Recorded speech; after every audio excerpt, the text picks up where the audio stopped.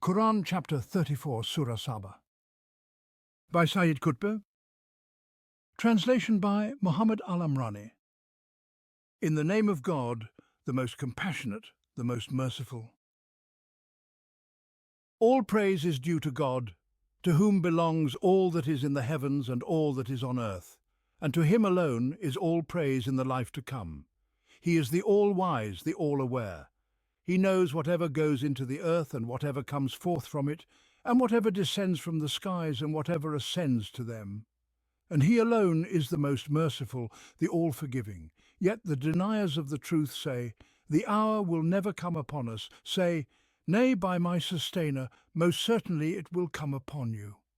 By him who knows the hidden reality, from whom nothing is hidden, not even the weight of an atom in the heavens or on the earth, nor anything smaller than that or greater, but all is recorded in a clear book. Thus will he requite those who have attained to faith and do righteous deeds.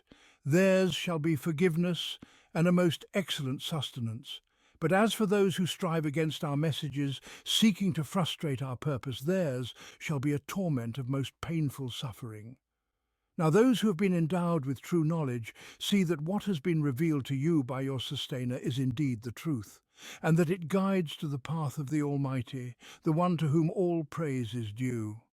Yet those who deny the truth say in ridicule, "Shall we point out to you a man who tells you that after you have been utterly torn apart, you shall be restored to a new creation? Could he have fabricated a lie against God, or is he possessed? Nay, but those who do not believe in the life to come are truly in torment and far astray. Have they then never considered all that lies open before them, and all that lies behind them, the vast expanse of the skies and the earth? If we so willed, we could cause the earth to swallow them, or cause fragments of the sky to fall upon them. Verily, in this there is a sign for every servant who turns to him in humility." The themes of this Meccan surah revolve around the central tenets of faith, the oneness of God, belief in divine revelation, and the certainty of resurrection. Alongside these, it seeks to correct fundamental values tied to these core beliefs, emphasizing that faith and righteous deeds, not wealth or offspring, are the ultimate measures of worth and the basis of reward in the sight of God. It reminds humankind that no power can shield them from God's might, and no intercession will avail without his permission. The surah places particular emphasis on the certainty of resurrection and the comprehensive, all-encompassing knowledge of God. These two interwoven themes are revisited throughout the surah, expressed in varied and profound ways, casting their shadow over the entire discourse from beginning to end. Regarding the certainty of resurrection, God says, "And yet those who deny the truth say, 'The hour will never come upon us.' Say, 'Nay, by my sustainer, most certainly it will come upon you.' Concerning recompense, he declares, 'Thus will he requite those who have attained to faith and do righteous deeds. Theirs shall be forgiveness and a most excellent sustenance. But as for those who strive against our messages, seeking to frustrate our purpose, theirs shall be a torment of most painful suffering." Elsewhere in the surah, the deniers mockingly ask, "Shall we point out to you a man who tells you that after you have been utterly torn apart, you shall be restored to a new creation? Could he have fabricated a lie against God, or is he possessed?" The answer comes, "Nay, but those who do not believe in the life to come are truly in torment and far astray." The surah vividly portrays scenes from the day of resurrection, the reproach levelled at those who denied it, the torments of the hereafter which they once ridiculed or doubted, and the anguish of their ultimate realization. One such scene is depicted thus: "And if you could but see the evildoers when they are made to stand before their sustainer, casting blame upon one another. The weak will say to those who had gloried in their arrogance, 'Had it not been for you, we would surely have been believers.' The arrogant ones will respond to those who had been deemed weak, 'Did we turn you away from guidance after it had reached you? Nay, you yourselves were evildoers.' And those deemed weak will say to those who had gloried in their arrogance, 'Nay, it was your scheming night and day, as you commanded us to deny God and to set up equals to him.' And they will conceal their remorse when they see the suffering that awaits them, and we shall place shackles around the necks of those who denied the truth. Will they be requited for anything other than what they used to do? Such scenes recur throughout the surah, culminating in its conclusion. And if you could but see them when seized by terror, with no escape, and they are seized from a place nearby, and they will say, "We now believe in it." But how can they reach out for faith from so far away, seeing that they had denied it before and cast aspersions upon the unknown from afar? And a barrier will be set between them and all that they desire, as was done with their kind before. Verily, they too were lost in doubt profound. The surah also repeatedly affirms God's boundless knowledge. At its opening we find, He knows whatever goes into the earth and whatever comes forth from it, and whatever descends from the skies and whatever ascends to them. And in response to their denial of the hour, say, "Nay, by my sustainer, most certainly it will come upon you, by Him who knows the hidden reality, from whom nothing is hidden, not even the weight of an atom in the heavens or on the earth, nor anything smaller than that or greater, but all is recorded in a clear book." Near the surah's end it is proclaimed, "Say, my sustainer hurls forth the truth. He alone is the knower of all that is beyond the reach of human perception." As for the affirmation of God's oneness, the surah begins with a resounding proclamation. All praise is due to God, to whom belongs all that is in the heavens and all that is on earth, and to Him alone is all praise in the life to come. He is the all-wise, the all-aware. Time and again, it challenges those who claim to ascribe partners to God. Say, call upon those beings whom you imagine to be God's partners beside Him. They do not have even the weight of an atom in the heavens or on the earth, nor have they any share in the dominion of either, nor is any of them a helper unto Him. The surah also alludes to their worship of angels and jinn. On the day of resurrection they will be confronted, and on the day when He shall gather them all together, He will say to the angels, "Was it you that these people worshipped?" They will reply, "Limitless are you in your glory. You alone are our protector, not they. Nay, they worshipped the jinn. Most of them believed in them." And their misplaced reliance on the intercession of angels is refuted. No intercession will avail with Him, except for those whom He permits. And when the terror is lifted from their hearts, they will ask one another, "What has your sustainer decreed?" They will answer, "The truth. And He is the Most High, the Most Great." The surah recounts a striking episode from the story of Solomon, illustrating the truth of divine knowledge and the futility of relying on jinn.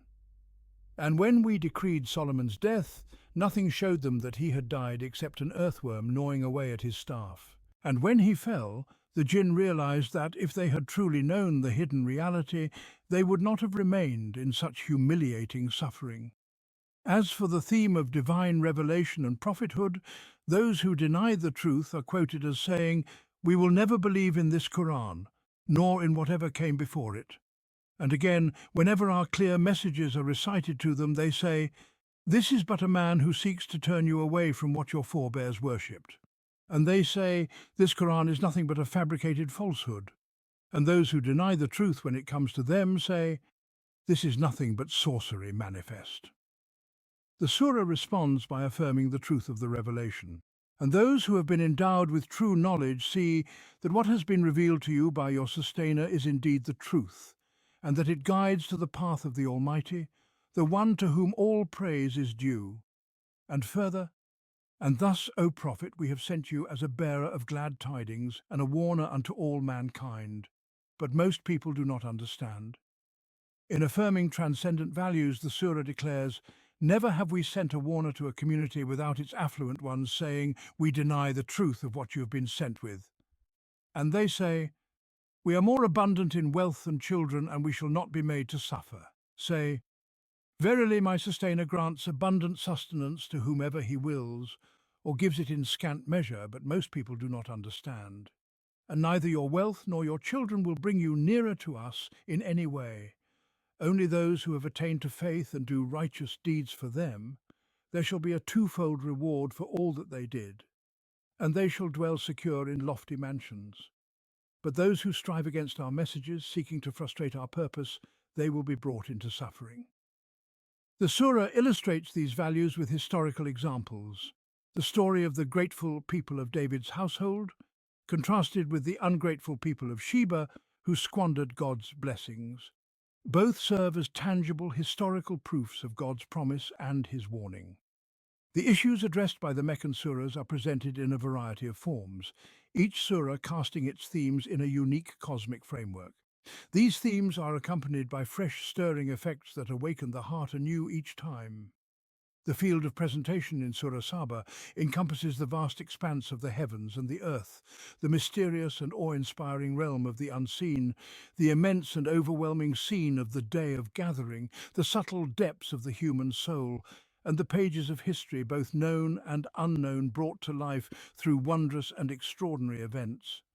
Each of these dimensions carries an evocative influence that stirs the human heart, awakening it from heedlessness, constriction, and indifference. From the very outset, the surah opens wide the majestic panorama of the universe, unveiling its pages and the signs of God inscribed upon them. It draws the listener's attention to the manifestations of God's boundless and intricate knowledge. He knows whatever enters into the earth and whatever comes forth from it, and whatever descends from the heavens and whatever ascends to them. And yet, the deniers of truth say, "The hour will never come upon us." Say to them, "Nay, by my sustainer, most certainly it will come upon you, by him who knows the hidden reality. Not even the weight of an atom escapes him, whether in the heavens or on the earth, nor anything smaller than that or greater, but all is recorded in a clear book." To those who reject belief in the hereafter, he issues a stern warning of immense cosmic events. Have they not considered all that lies before them and all that lies behind them, the vast expanse of the skies and the earth? If we so willed, we could cause the earth to swallow them, or cause fragments of the sky to fall upon them. Truly, in this there is a sign for every servant who turns to him in humility. And to those who worship beings other than God, whether angels or jinn, he places them face to face with the dreadful reality of the unseen in the exalted gathering of the higher realms. No intercession will avail with him except for those whom he permits. And when the terror is lifted from their hearts, they will ask one another, "What has your sustainer decreed?" They will answer, "The truth, and he is the Most High, the Most Great." Or he confronts them with the angels in the arena of the final gathering, where no evasions or arguments will avail. And think of the day when he will gather them all together and then ask the angels, "Was it you whom these people worshipped?" As for those who accuse the messenger of God, peace and blessings be upon him, of fabricating lies or being possessed, he places them face to face with their own innate nature and with the logic of their hearts, stripped of all veils and artificial influences, say, "I exhort you to one thing only, that you stand before God in pairs and singly and then reflect. There is no madness in your companion the prophet. He is but a warner to you, sent before the coming of a severe chastisement." Thus, the surah moves the human heart across these diverse realms, confronting it with evocative and awakening influences, until it concludes with a powerful and gripping scene from the day of resurrection, as we shall soon elaborate. The flow of the surah unfolds its themes across these realms and through these influences in successive interconnected cycles, which may be divided into 5 distinct sections for ease of presentation and explanation. Yet there are no clear breaks separating them, as the surah's seamless structure distinguishes it. The first section. The surah begins with a declaration of praise. All praise is due to God, to whom belongs all that is in the heavens and all that is on the earth, and to him alone is all praise in the life to come. He is the all-wise, the all-aware. He knows whatever enters into the earth and whatever comes forth from it, and whatever descends from the heavens and whatever ascends to them. And he alone is the most merciful, the all-forgiving. The surah opens with a proclamation of praise for God, the master of all that is in the heavens and the earth, the one to whom praise is due even in the hereafter. He is the all-wise, the all-aware. This introduction establishes the foundation of faith, the oneness of God. He is the sole owner of all existence, and no one shares in his dominion over the heavens or the earth. The surah recounts the denier's rejection of the hour and God's response affirming its inevitability. And yet, those who deny the truth say, "The hour will never come upon us." Say, "Nay, by my sustainer, most certainly it will come upon you. By him who knows the hidden reality, not even the weight of an atom escapes him, whether in the heavens or on the earth, nor anything smaller than that or greater, but all is recorded in a clear book." Thus, it emphasizes God's precise, all-encompassing knowledge, which ensures the recompense of the believers and the punishment of those who strive to frustrate God's signs. It affirms the testimony of those endowed with true knowledge who bear witness to the truth of revelation. It addresses the astonishment of the deniers regarding resurrection and warns them of the possibility of the earth swallowing them or fragments of the sky falling upon them. With this, the first section concludes. The second section. The second section recounts the story of the grateful family of David, who thanked God for his blessings by using them in service to him. David and Solomon were granted dominion over great forces, including the jinn, who were subjected to them by God's permission. Yet these beings, whom some idolaters worshipped and consulted regarding the unseen, were powerless to know the unseen, as demonstrated by their ignorance of Solomon's death, while they continued to toil in arduous labor. In contrast to this tale of gratitude, the surah presents the story of the ungrateful people of Sheba, who squandered their blessings and were ultimately dispersed. Thus, we made them a tale of warning and scattered them far and wide. This was because they followed Satan, who had no power over them except that they willingly chose to obey him. The third section. The third section challenges the idolaters to call upon those whom they claim as deities besides God. These beings possess no power neither in the heavens nor on the earth, not even the weight of an atom.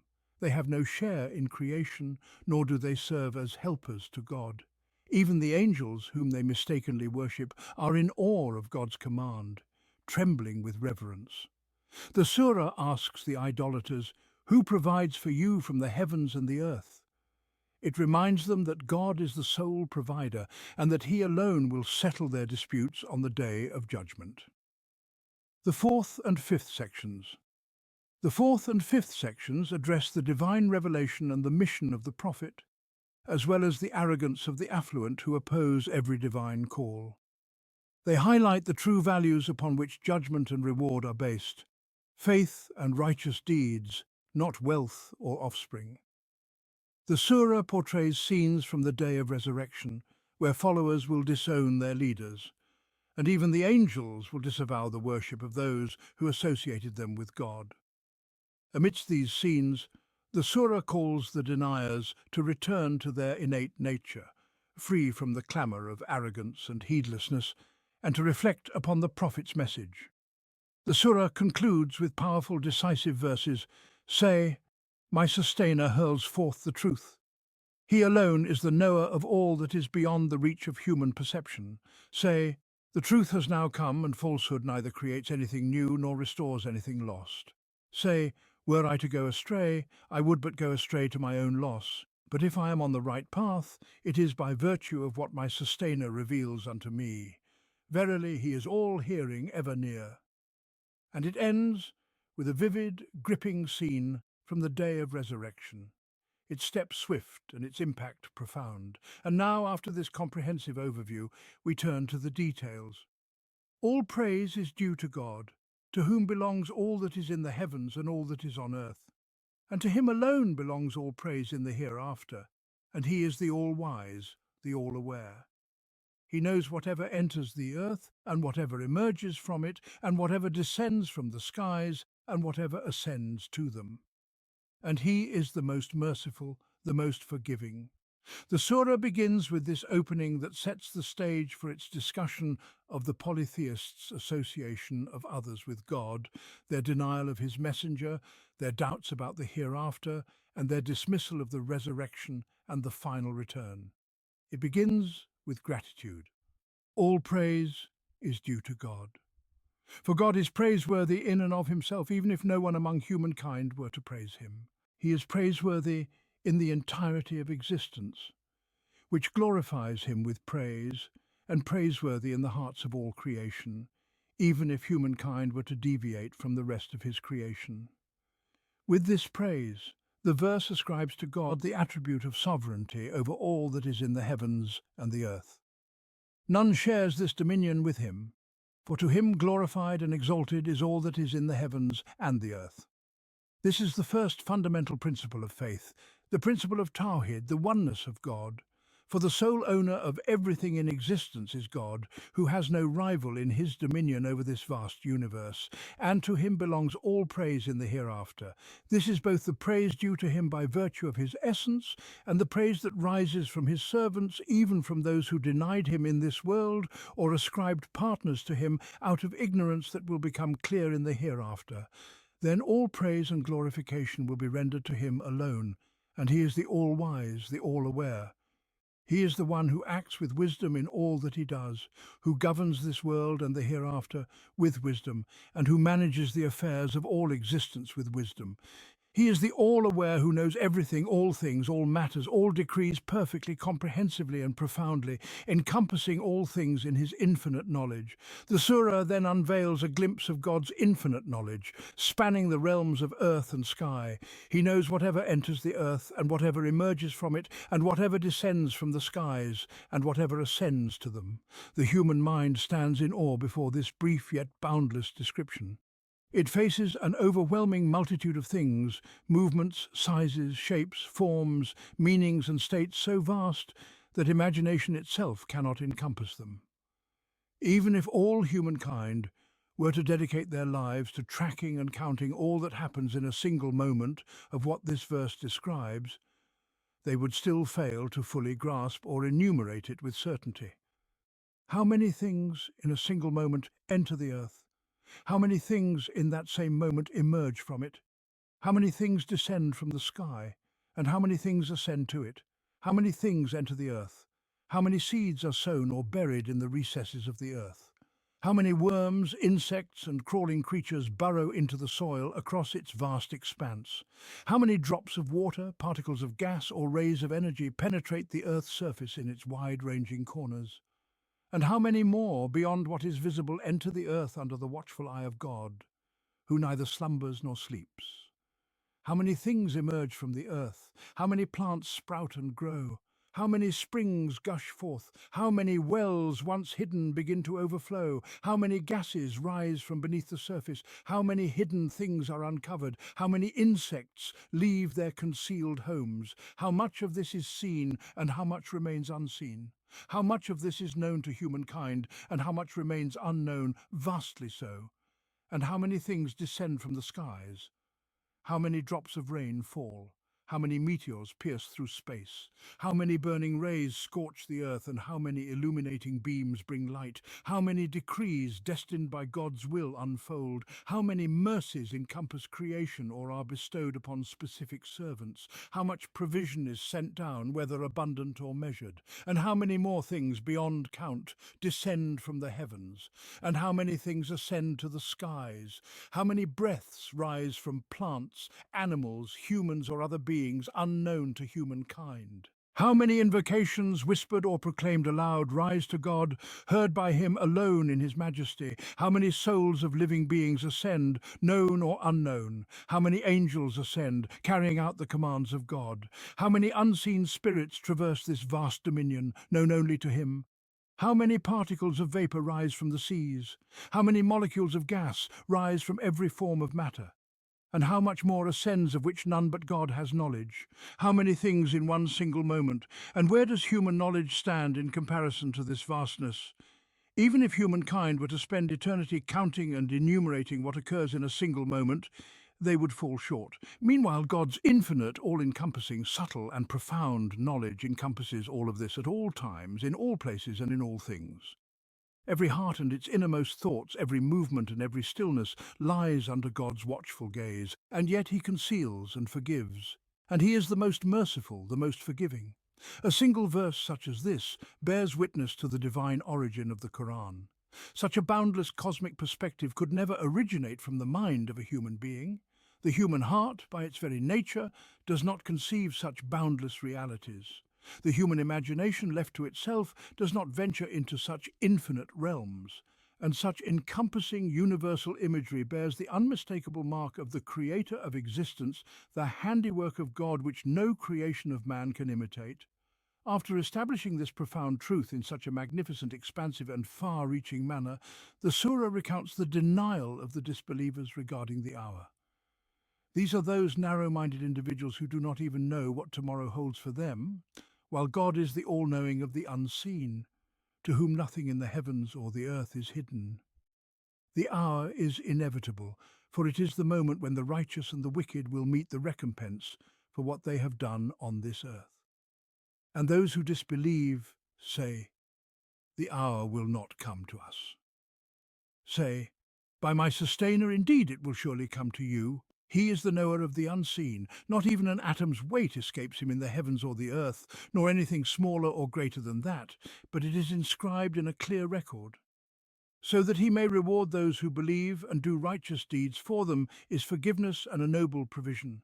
But those who strive against our signs to undermine them, for them will be a painful punishment of wrath." The disbelievers' denial of the hereafter stems from their failure to comprehend God's wisdom and his decree. God's wisdom does not leave humanity to wander aimlessly, allowing the righteous to do good and the wicked to commit evil without recompense. His messengers have conveyed his promise that ultimate justice will be reserved for the hereafter. Thus, anyone who perceives God's wisdom in creation understands that the hereafter is necessary to fulfill his promise and word, but the disbelievers are veiled from this wisdom, and so they utter their words, "The hour will not come to us." But they are met with an emphatic, decisive reply. Say, "By my sustainer, it will surely come to you." God speaks the truth, as does his messenger, peace and blessings be upon him, even as they, lacking knowledge of the unseen, presume to make assertions about God. But God, the one who affirms the hour, is the knower of the unseen, and his knowledge is absolute and certain. The Surah then presents this divine knowledge in a cosmic image similar to the one at the Surah's beginning, once more affirming that this Qur'an could only come from God. For the human imagination rarely, if ever, conceives of such imagery. Not even an atom's weight escapes him in the heavens or the earth, nor anything smaller or greater than that, but it is inscribed in a clear record. Again, we say, such a conception is not of human origin. It has no precedent in human speech, whether poetry or prose. When humans speak of comprehensive, precise knowledge, their words do not naturally extend to such boundless cosmic visions. Not even an atom's weight escapes him in the heavens or the earth, nor anything smaller or greater. I know of no human discourse that ventures into such a depiction of all-encompassing, precise knowledge. This is God glorified and exalted, describing himself and his knowledge in ways that only he knows, lifting the believer's understanding of their sustainer to a level that, though necessarily limited by their human capacity, brings them closer to comprehending his infinite majesty. The closest understanding of the phrase, "except in a clear book," is that it refers to God's infinite knowledge, wherein every single thing is recorded, and from which not even the weight of an atom escapes, whether in the heavens or on the earth, neither smaller than that nor greater. Here we pause to reflect upon the profound meaning in God's words, the weight of an atom, or smaller than that. For long, humankind believed that the atom was the smallest unit of matter, yet now, after the splitting of the atom, it is known that there exist particles, even smaller components of the atom itself, which no one could have imagined at the time this verse was revealed. Blessed is God, who reveals to his servants of the mysteries of his attributes and the secrets of his creation whatever he wills, whenever he wills. And so the coming of the hour is an absolute certainty, decreed with no doubt. It is he who possesses knowledge from which no small or great thing can escape. This is so that he may reward those who have believed and performed righteous deeds. For them is forgiveness and a generous provision. As for those who strive against our signs, seeking to thwart them, for such there will be a painful punishment of severe torment. Thus, there is wisdom and purpose in creation and a divine plan that unfolds with precision. There is a balance in the design of existence meant to ensure the fulfillment of ultimate justice, forgiveness and reward for those who believe and do righteous deeds, and a painful recompense for those who exert themselves in denying and obstructing God's signs. As for those who believe and affirm their faith through righteous deeds, they will receive forgiveness for their sins and a generous provision, a fitting description of the delights of paradise, for sustenance is a recurring theme in this surah. The joys of the hereafter are thus aptly described as a provision, granted by God in His infinite grace. But as for those who strive with all their effort to obstruct the path of God and deny His signs, they will face a torment of severe punishment. The term rids, torment, signifies a most grievous and shameful punishment, befitting the toil they expended in their obstinacy and their efforts in the path of evil. In this way God's wisdom and decree are fulfilled, and the purpose of the hour whose coming they deny is realized. For indeed the hour shall come, without a shred of doubt. And in connection with their bold denial of the hour, which is one of the unseen mysteries known only to God, and God's emphatic confirmation of its arrival, the messenger of God, peace and blessings be upon him, was commanded by his sustainer to proclaim its truth. Moreover, those who have been given knowledge recognize and testify that what has been revealed to him from his sustainer is the truth, and that it guides to the path of the Almighty, the Praiseworthy. And those who have been given knowledge see that what has been sent down to you from your sustainer is the truth, and that it guides to the path of the Almighty, the Praiseworthy. It has been reported that those who have been given knowledge refers to the people of the book, who recognize from their scriptures that this Qur'an is indeed the truth and that it leads to the path of the Almighty, the Praiseworthy. Yet the scope of the verse is broader and more universal. It encompasses all those endowed with knowledge in any era, from any generation or any nation. Whenever their knowledge is sound and upright, deserving of being called true knowledge, they will see this truth. For the Quran is a book open to all generations, containing a truth that reveals itself to all who seek it sincerely. It lays bare the truth embedded in the very fabric of existence and serves as the most accurate descriptive translation of the universe and its inherent reality. And it guides to the path of the Almighty, the Praiseworthy. The path of the Almighty, the Praiseworthy, is the way ordained for all existence, chosen for humanity, so that their steps may align with the rhythm of the cosmos in which they live. It is the law that governs the destinies of the entire universe, including human life, which is inseparable in its origin, nature, and movement from the rest of creation. The Quran guides to this path by awakening within the believer an understanding of the universe, its bonds, relationships, values, and the place of humanity within it. It reveals the role of the human being within creation and fosters awareness of the harmonious cooperation of all parts of the cosmos, in which humanity too plays a part in fulfilling God's will and wisdom in creation. It unveils the unity of motion, the alignment of all with the Creator, and the convergence of all towards the one who brought existence into being. The Quran guides to the path of the Almighty, the Praiseworthy, by correcting the method of human thought, establishing it on sound foundations that resonate with the natural rhythms of the universe and the innate disposition of humanity. This methodology leads human intellect to grasp the nature, properties, and laws of the cosmos, enabling humanity to utilize them, respond to them, and cooperate with them without hostility or conflict, but with harmony and ease.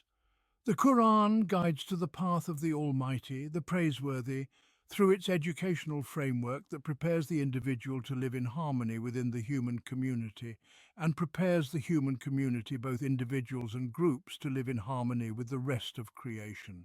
It prepares all creatures to align seamlessly with the nature of the universe they inhabit, all in simplicity, ease, and tranquility. The Quran guides to the path of the Almighty, the Praiseworthy, through its laws and ordinances, which are in perfect harmony with the innate nature of humanity and the essential conditions of human life. They are consistent with the universal laws governing all living beings and the rest of creation, so that humanity, in its systems and laws, does not deviate from the broader cosmic order. Humanity, after all, is but one nation among the multitude of nations within this vast universe. This book is the guide to that path, a guide authored by the creator of humanity and the creator of the path itself. Imagine embarking on a journey along a road for which you have been given a map designed by the very engineer who constructed that road. How much more assured would you be if the guide were the creator of the road and the traveller alike? After this awakening touch, the narrative resumes their discourse on resurrection, and their astonishment at it, an astonishment so profound that they ridiculed the very notion, portraying it as absurd and implausible, as if uttered only by one possessed or fabricating lies.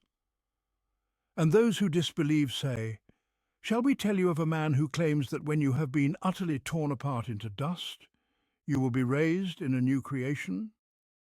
They mockingly ask, has he invented a lie against God, or is he afflicted by madness? For in their view, such a claim could only come from one who is either fabricating lies or speaking deliriously under the influence of insanity. They meet the notion of resurrection with such incredulity and ridicule. They scornfully present the proclaimer of this truth as a man of bizarre and strange speech, saying, "Shall we tell you of a man who claims that after you have been disintegrated into the tiniest particles, you will be raised again into a new creation?" Their astonishment grows as they pose, has he fabricated lies against God, or is he possessed by madness? In their arrogance, they regard such a statement as fantastical, unthinkable, and absurd, a claim that defies reason and reality. And why do they find this so strange? Is not their own creation the first time an even greater wonder? Had they reflected on their own creation, they would not have found the idea of resurrection strange, but they are lost in error and cannot see the truth. Thus the verse concludes with a severe warning. But those who do not believe in the hereafter are in torment and far astray. This torment may refer to the torment of the hereafter, which is so certain that they are described as if they are already enduring it, just as they are lost in profound misguidance from which no return is hoped. Alternatively, this torment may signify another meaning, that those who do not believe in the hereafter live in torment even in this world, alongside their misguidance. This is a profound truth. A person who lives without belief in the hereafter suffers from spiritual torment. They are left with no hope or expectation of justice, no recompense for life's hardships, and no solace for life's trials. Life, after all, presents challenges that only faith in the hereafter can help one endure, faith that offers hope for divine justice, reward for the righteous, and punishment for the wicked in a realm where nothing is lost, no matter how minuscule. The denial of this comforting window plunges the soul into torment and misguidance even while alive on this earth, before they face the torment of the hereafter as recompense for the suffering they inflicted on themselves in this world. Indeed, belief in the hereafter is a mercy and a blessing bestowed by God upon those sincere in heart, who seek the truth and yearn for guidance. It is this profound truth that the verse alludes to as it combines torment and misguidance for those who reject the hereafter. These deniers of the hereafter are jolted awake with a violent cosmic scene, one that vividly portrays to them a reality that could descend upon them, if God so willed, while they remain lost in their distant straying. It is the scene of the earth splitting open beneath their feet, and the heavens falling in fragments upon them. Have they not seen what is before them and behind them of the sky and the earth? If we so willed, we could cause the earth to swallow them, or let pieces of the sky fall upon them. Truly, in this is a sign for every servant who turns to God in repentance. This is a violent cosmic image, drawn at the same time from their own observations or from perceptions familiar to them. The splitting of the earth is an event they have seen or heard of, narrated in stories and tales. Likewise, the falling of pieces from the sky occurs with meteors crashing to earth or lightning striking downwards. They have witnessed this, or at least heard accounts of it. This touch awakens the heedless ones, those who dismiss the coming of the hour. Yet divine punishment is nearer to them than they imagine, should God will to seize them here on this earth before the hour arrives. It could strike them from this very earth, or from this very sky that surrounds them from before and behind. These are not remote, inaccessible phenomena like the hour, veiled in the knowledge of God. Indeed, no one feels secure against the designs of God except for those who are defiantly disobedient. In the vastness of the sky and the earth that they observe, and in the ever-present possibility of the earth swallowing them or fragments of the sky falling upon them, lies a sign for the heart that turns back to its sustainer. Indeed, in this is a sign for every servant who turns to God in repentance. Such a servant does not stray far into the depths of delusion and denial. The favours bestowed upon David and Solomon. And indeed we bestowed upon David a bounty from us. O mountains, echo with him in praise, and likewise you birds. And we made iron pliable for him, saying, make full-length coats of mail, and measure carefully the links, and do righteousness. Indeed, I see all that you do. And to Solomon we subjected the wind. Its morning course was that of a month's journey, and its evening course was that of a month. And we caused a spring of molten copper to flow for him. And among the jinn were those who worked under him by the permission of his sustainer. And whoever among them deviated from our command, we made him taste the punishment of the blazing fire. They made for him whatever he desired, sanctuaries, statues, basins as large as reservoirs, and cooking pots fixed in their places. Work, O family of David, in gratitude, and few of my servants are truly grateful. Then when we decreed Solomon's death, nothing indicated to the jinn his death, except a creature of the earth eating away at his staff. And when he fell, it became clear to the jinn that had they known the unseen, they would not have remained in humiliating torment. The people of Saba and their ingratitude. There was for the people of Saba a sign in their dwelling place, 2 gardens, one to the right and one to the left. They were told, eat from the provision of your sustainer and be grateful to him. You have a good land and a forgiving sustainer. But they turned away from gratitude, so we sent upon them the flood from the dam, and we replaced their 2 gardens with gardens of bitter fruit tamarisks and sparse lote trees. That was what we repaid them for their ingratitude. And do we ever repay anyone except the ungrateful? And we placed between them and the towns which we had blessed many visible settlements, and we determined the distances between them, travel between them by night and day in safety. But instead they said, our sustainer lengthened the distances between our journeys, and they wronged themselves. So we made them tales of the past and scattered them in total dispersion. Indeed, in this are signs for everyone who is steadfast and grateful. The deception of Satan. And Iblis certainly proved true his assumption about them, and they followed him, except for a group of believers. And he had no authority over them, except that we might make evident who believes in the hereafter and who is in doubt about it, and your sustainer is a guardian over all things. This passage encompasses vivid images of gratitude and ingratitude. It portrays God subjecting extraordinary forces and creations to whomever he wills among his servants. Such forces are not typically at the disposal of human beings, yet God's power and will are not constrained by the norms of human experience. Through these images, profound truths are revealed about the jinn, whom some idolaters worshipped, or sought knowledge of the unseen from, though they themselves are veiled from the unseen, and about the causes of human misguidance. Satan has no real authority over humans except for what they willingly give him by their own choice. It also unveils God's wisdom in exposing the hidden deeds of people, bringing them into the open as tangible realities, so that they may receive their due recompense in the hereafter. And with the mention of the hereafter, this section concludes just as the first section of the Surah ended, David's voice and his gratitude. And indeed, we bestowed upon David a bounty from us, O mountains, echo with him in praise, and likewise you birds. And we made iron pliable for him, saying, make full-length coats of mail, and measure carefully the links, and do righteousness. Indeed, I see all that you do. David was a servant who constantly turned back to his sustainer, just as the earlier section concluded. Indeed, in this is a sign for every servant who turns to God in repentance. The narrative of David's story follows this reference, introduced by an acknowledgement of the blessings God had granted him, Among these blessings was the command, "O mountains, echo with him in praise, and likewise you birds." It is narrated that David, peace be upon him, was given a voice of extraordinary beauty, unparalleled in its magnificence. He would recite his psalms, devotional hymns, so exquisitely that the mountains and birds would join him in glorifying God.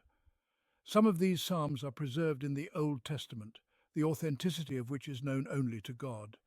It is authentically reported that the messenger of God, peace and blessings be upon him, once listened to Abu Musa al-Ash'ari. May God be pleased with him reciting the Qur'an during the night. The Prophet stopped to listen to his recitation and later said, "This man has been given one of the flutes of the family of David." The verse portrays a special grace bestowed by God upon David, peace be upon him, that he attained such purity, transparency and detachment in his hymns of praise that the veils between him and the rest of creation were lifted. The essence of all beings became united with his essence in their glorification of their Creator and his Creator. Thus the mountains and the birds echoed his praises, for no barrier or separation remained between his existence and theirs. All were joined in direct and unified connection to God, a connection that dissolved the distinctions between one type of creation and another, between one being and another. All creation returned to its innate divine essence, a state once obscured by separations and divisions. In this state of unity, all creatures responded together in their glorification of the Creator, merging in a shared blessing. This was a level of enlightenment, purity, and detachment that none could reach except by God's grace, a grace that lifted the veil of material existence and restored the being to its primordial divine essence. In this state, the human being is united with the universe, with all that it contains and with all who dwell within it, without barriers or obstructions. Thus, when David, peace be upon him, sang his psalms and glorified his sustainer, the mountains and the birds joined him, and the entire cosmos resonated with those hymns, flowing through its unified being, all directed toward the one Creator. These were truly wondrous moments, felt only by those who have experienced them, those who have tasted even a fleeting glimpse of such a state in their lives. And we caused iron to become soft for him. This was yet another aspect of God's favor upon him. In the context of this narrative, it seems clear that this was a miracle beyond the ordinary capabilities of human beings. It was not merely the heating of iron to make it malleable, but God knows best, a miraculous act by which iron became soft without the conventional means of heating. Even if simply discovering the process of softening iron through heating were considered a divine gift, it would still be worthy of mention. However, the tone and atmosphere of the narrative suggest an extraordinary miracle, something that transcends the familiar and enters the realm of divine wonders. Make coats of mail and measure their links. The coats of mail refer to armor. It is said that before David, peace be upon him, armor was made as solid plates. A single plate of armor would stiffen and weigh down the body. Then God inspired David to craft it in the form of interwoven, flexible rings that were easier to shape and move with the body. He was also commanded to make these interlocked rings close-fitting so that spears could not penetrate them. This is the meaning of measure their links. The entire matter was an inspiration and teaching from God. David and his household were then addressed, "Work righteousness, O family of David, in gratitude to God, for I see all that you do."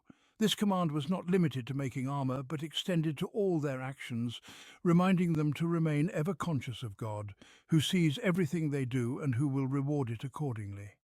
Nothing escapes his sight, for he is the all-seeing. Such were the blessings that God granted to David, peace be upon him.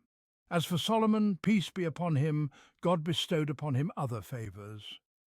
"And unto Solomon we gave the wind. Its morning course was a month's journey, and its evening course was a month's journey. And we caused a fountain of molten copper to flow for him. And among the jinn were those who worked under him by his sustainer's leave. And if any of them deviated from our command, we caused him to taste the torment of the blazing fire. They made for him whatever he desired: sanctuaries, statues, basins as large as watering troughs, and cauldrons firmly anchored. Work, O family of David, in gratitude to God, and few of my servants are truly grateful. The subjugation of the wind for Solomon is surrounded by many narrations, but the influence of Israelite traditions is evident in these accounts, even though the original Jewish scriptures do not mention them. It is better to avoid delving into these narrations and to suffice with the Quranic text, adhering to its clear expression without exceeding its bounds. From the text, it is understood that God subjected the wind to Solomon, enabling it to carry him on its morning course to a destination that would ordinarily take a month to reach, and on its evening course to another destination, requiring a month's journey. This was done to fulfill certain purposes known to Solomon, peace be upon him, and achieved by God's command. Beyond this, we cannot provide further clarification, lest we venture into myths without foundation or verification. And we caused a fountain of molten copper to flow for him. The molten copper refers to brass. The context of the verses indicates that this too was an extraordinary miracle, akin to the softening of iron for David. It may have been that God caused a volcanic spring of molten brass to emerge from the earth for him, or that he inspired him with the means to melt brass so that it flowed and became suitable for moulding and shaping. This was indeed a great favour from God. And among the jinn were those who worked under him by his sustainer's leave. God also subjected a group of jinn to Solomon, peace be upon him, who worked under his command by God's permission. The term jinn refers to beings that are hidden from human sight. There is a creation called jinn mentioned in the Qur'an, about whom we know only what God has revealed. Here it is stated that God subjected a group of them to his prophet Solomon, peace be upon him. If any of them disobeyed God's command, they would face his punishment. And if any of them deviated from our command, we caused him to taste the torment of the blazing fire. This clarification, placed before the conclusion of the account of their subjugation, serves to emphasize their submission to God. Some among the polytheists worshipped the jinn instead of God, yet here it is made clear that they, too, are subject to God's will. They are no different from humans in that they are accountable and liable to punishment if they deviate from God's commands. These jinn were subjected to Solomon, peace be upon him, and made whatever he desired: sanctuaries, statues, basins as large as watering troughs, and cauldrons firmly anchored. The sanctuaries refer to places of worship, while the statues were images crafted from brass, wood, or other materials.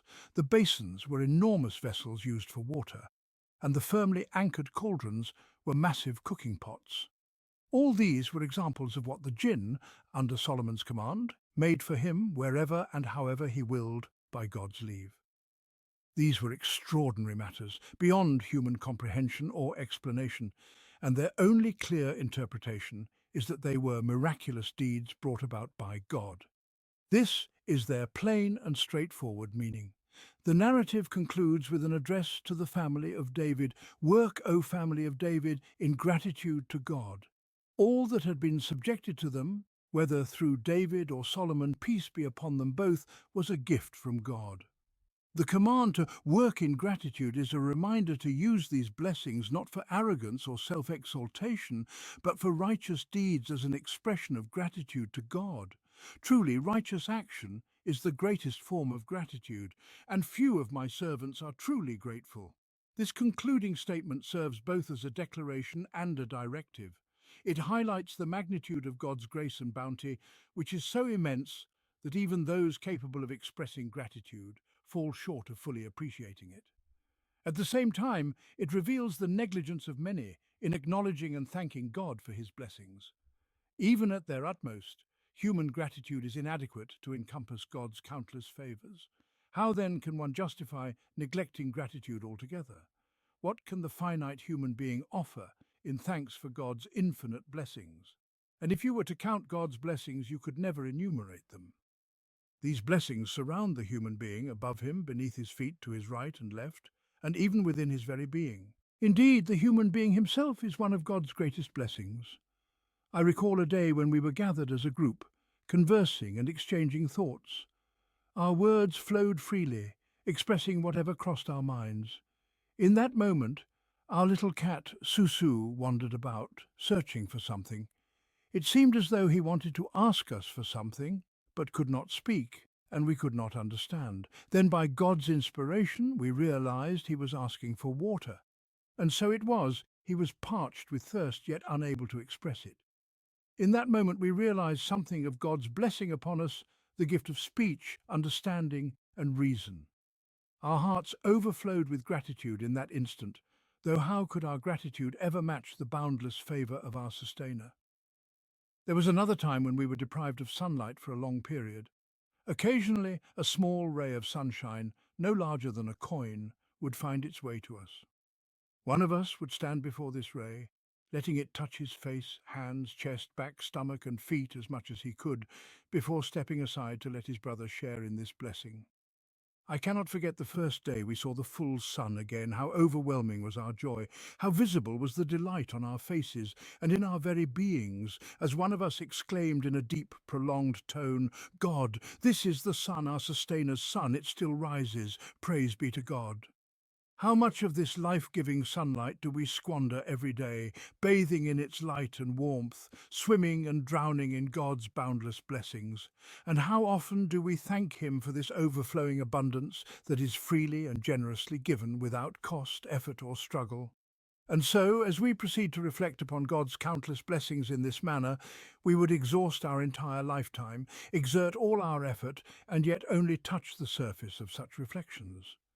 Thus, we suffice with this inspired allusion, following the Quranic method of subtle suggestion and profound implication, so that every heart may reflect upon it and journey as far as God enables it in attaining the blessing of gratitude.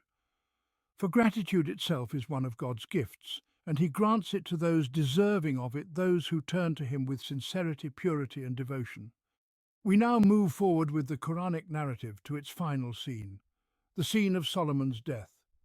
The jinn, unaware of his passing, continued their labour, bound to the tasks he had assigned them, until a mere termite gnawed at his staff, the very staff upon which he was leaning, and caused him to fall. Then, when we decreed the end of his life, nothing made them aware of his death except a crawling creature of the earth, which gnawed away at his staff. And when he fell, it became clear to the jinn that had they known the unseen, they would not have remained in humiliating servitude.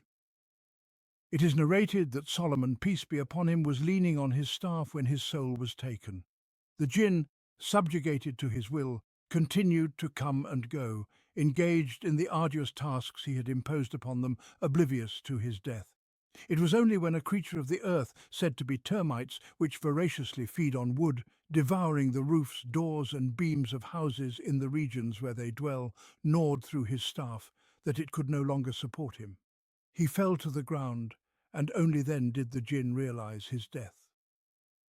At that moment it became evident to them that had they truly possessed knowledge of the unseen, they would not have continued in their humiliating toil. Such were the jinn, those beings whom some humans worship as deities. These very jinn were mere servants to one of God's servants. They were as veiled from the unseen as the humans who sought their aid to uncover its secrets. How then could anyone seek knowledge of the distant unseen from those who were blind even to the near unseen? The story of the family of David unfolds as a chapter of faith in God, gratitude for His blessings, and the wise management of His gifts. Opposite to this is the story of the people of Saba. The narrative of their tale follows that of Solomon, which suggests that the events it describes occurred after the story of their queen, as mentioned in Surah An-Naml. This conjecture is supported by the content of the Saba narrative here, which recounts their ingratitude for God's blessings, the loss of His favour, and their ultimate dispersal and ruin. In contrast, during the time of their queen, whose story with Solomon is told in Surah An-Naml, they were a great kingdom, enjoying immense prosperity, as recounted by the hoopoe to Solomon. "I have found a woman ruling over them, and she has been given of all things, and she possesses a mighty throne. I found her and her people prostrating to the sun instead of God." The events in this story occur after the queen's submission to God alongside Solomon, and they recount what befell her people after they turned away from gratitude for the blessings they had been granted. The story begins by describing the bounties they enjoyed, the provision, abundance, and ease they were given, and the modest request made of them to show gratitude to the giver of these blessings. Indeed, there was for the people of Saba a sign in their dwelling place, two gardens to the right and to the left. They were told, "Eat of the provision of your sustainer and be grateful to him." A good land and a forgiving sustainer. Saba refers to a people who dwelt in the southern region of Yemen. They lived in a fertile land, remnants of which still exist to this day. They had ascended the ladder of civilization, mastering the seasonal rains that came to them from the southern and eastern seas. They constructed a natural reservoir, with its sides formed by two mountains, and built a dam at the mouth of the valley between them.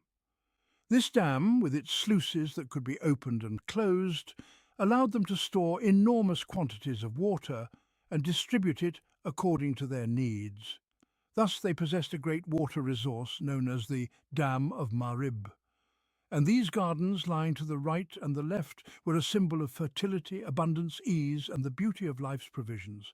Thus they were a sign reminding them of the benevolent giver, and they were commanded to partake of God's sustenance with gratitude. Eat of your sustainer's sustenance and be grateful to him. They were reminded of the blessings bestowed upon them, the blessing of a bounteous land, and above all, the blessing of forgiveness for their shortcomings in gratitude and their transgressions, a pleasant land and a forgiving sustainer.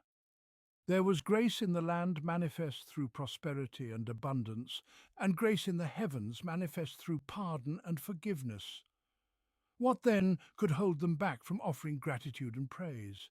Yet they neither gave thanks nor remembered their sustainer, but they turned away. So we sent upon them the flood of the dam, and we replaced their two gardens with two others bearing bitter fruit, tamarisk bushes, and a scant few lote trees. They turned away from thanking God, from righteous deeds, and from praiseworthy conduct regarding the blessings he had bestowed upon them. Thus he stripped them of the means of their former prosperity. A devastating flood swept through their land, carrying with it stones in its torrential currents. The dam was destroyed and the waters surged, overwhelming and drowning the land. No longer could water be stored, and the once flourishing gardens dried up and were scorched. What remained was a barren wilderness littered with rough and wild trees, and we replaced their two gardens with two others bearing bitter fruit, tamarisk bushes, and a scant few lote trees. The bitter fruit refers to the arak tree or any thorny shrub. The tamarisk resembles the tree called tarafa, and the lote tree is the nabq, which was the best of what was left to them, though even that was but a meagre portion. Thus we recompensed them for their ingratitude. And most likely this ingratitude was toward the blessings they had been given. And do we punish anyone but the ungrateful? Up to this point they still dwelt in their villages and homes. God had merely tightened their provisions upon them, replacing their opulence and comfort with hardship and severity. Yet he had not scattered or divided them. Their civilization continued to be connected with the blessed towns Makkah in the Arabian Peninsula and Jerusalem in the Levant. Yemen, in the northern regions of Sheba's domain, remained populated and linked to these blessed regions via a route that was well-travelled, safe and secure. And we placed between them and the towns which we had blessed, towns easily within sight, and we measured out the distances between them, travelled through them by night and by day in safety. It is said that a traveller could leave one town and enter the next before nightfall. The distances were short and the journeys safe and secure. Rest was plentiful, as the dwellings and way stations were close to one another along the route. But misfortune overcame the people of Sheba, and the initial warnings they received did not benefit them. Nor did these warnings lead them to humility before God, that he might restore to them what had been taken from their prosperity. Instead, they uttered a foolish and ignorant plea: "Our sustainer, increase the distances between our journeys." They longed for far-flung journeys that occurred only rarely throughout the year, instead of the short, frequent travels between neighbouring towns that fulfilled the joy of the journey. This was the arrogance of hearts ungrateful for God's blessings and unjust to their own souls, and they wronged themselves. And so their plea was answered, but in a manner befitting the arrogance of their request. So we made them as tales to be told, and scattered them in utter dispersion. They were driven apart, their unity shattered, their tribes dispersed across the Arabian Peninsula. They became mere stories told by storytellers, a memory passed from tongue to tongue after they had once been a nation of significance and presence in the world. Indeed, in this are signs for all who are patient and grateful. Thus, patience is mentioned alongside gratitude, patience in times of hardship and gratitude in times of ease. And in the story of Sheba, there are signs for both the patient and the grateful. This is one understanding of the verse. There is, however, another interpretation. The phrase, "we placed between them and the towns which we had blessed, towns easily within sight," may refer to towns that were dominant and powerful. Meanwhile, Sheba had become a destitute people, living a harsh and arid existence. Their journeys had multiplied as they roamed in search of pastures and water sources. They could not bear the test of hardship, and so they said, "Our sustainer, increase the distances between our journeys," meaning lessen our travels, for we have grown weary. Yet they did not accompany this plea with repentance or devotion to God, which might have merited his response. For they had already squandered his blessings and failed to endure his trials. And so God treated them as he did, scattering them far and wide, until they became a vanished memory, a story to be told, a tale to be recounted. Thus, the concluding words, "Indeed, in this are signs for all who are patient and grateful," aptly reflect their lack of gratitude for blessings and lack of patience in trials. This is an interpretation I have pondered, and God knows best his intent. At the conclusion of this tale, the narrative shifts from the confines of a single story to the broader framework of God's universal design, his comprehensive plan, and his unchanging laws. It reveals the wisdom that underlies the entire story, and the divine purpose embedded within it and beyond it. Indeed, Iblis was correct in his assumption about them, for they followed him except for a group of believers. Yet he had no power over them, but we intended to make evident who believes in the hereafter and who is in doubt about it. And your sustainer is a preserver of all things. The people followed this path which led them to their downfall, because Iblis fulfilled his assumption regarding his ability to mislead them. He tempted them, and they followed him save for a small group of believers. As is the case with most communities, there was a small, steadfast group that resisted temptation and proved that there is always a truth to be found for those who seek it. Even in the darkest of circumstances, those who genuinely desire truth can recognize it and cling to it. Iblis, however, had no coercive power over them. He could neither compel them nor dominate them. His authority over them was only to reveal who among them would hold firm to the truth and who would stray. Thus it became evident in the realm of reality who believes in the hereafter, and whose faith shields them from deviation, and who is in doubt about it, wavering, succumbing to temptation, with no shield of divine awareness or anticipation of the last day. God knows all that transpires even before it manifests to human eyes, yet he ordains that consequences arise from human choices, so that reward and punishment may be justly assigned based on deeds manifest in the world of human experience. It is within this vast open field, this arena of divine wisdom and human trial, of Iblis's deceit and humanity's struggle, that the story of Sheba intertwines with the story of all nations in every place and time. The scope of the Quranic narrative and its lessons expands beyond the confines of Sheba's tale, becoming a universal account of human temptation, guidance, and the interplay of their causes, purposes, and consequences. And your sustainer is a preserver of all things. Nothing escapes him, nothing is overlooked, nothing is lost or forgotten. Thus, the second movement of the surah concludes, just as the first did, with a reflection on the hereafter and a focus on God's knowledge and preservation, two central themes emphasized and reaffirmed throughout the surah. Say, call upon those you claim as partners besides God. They do not possess even the weight of an atom in the heavens or on earth, nor do they have any share in either, nor does he have among them any helper. And intercession will not avail before him, except for those to whom he grants permission. When terror is lifted from their hearts, they will say, "What has your sustainer said?" They will answer, "The truth, and he is the Most High, the Most Great." Say, "Who provides for you from the heavens and the earth?" Say, "God." And indeed, either we or you are upon guidance or in clear error. Say, "You will not be asked about what we have committed, nor will we be asked about what you do." Say, "Our sustainer will gather us together, then he will judge between us in truth, and he is the all-knowing judge." Say, "Show me those whom you have associated with him as partners." No, rather he alone is God the Almighty, the Wise. This is a brief yet profound discourse on the matter of associating partners with God and the pure concept of divine unity. It takes the human heart on a journey through the vast expanse of existence, its seen and unseen aspects, its present and its hidden realms, its heavens and its earth, its worldly life and its hereafter.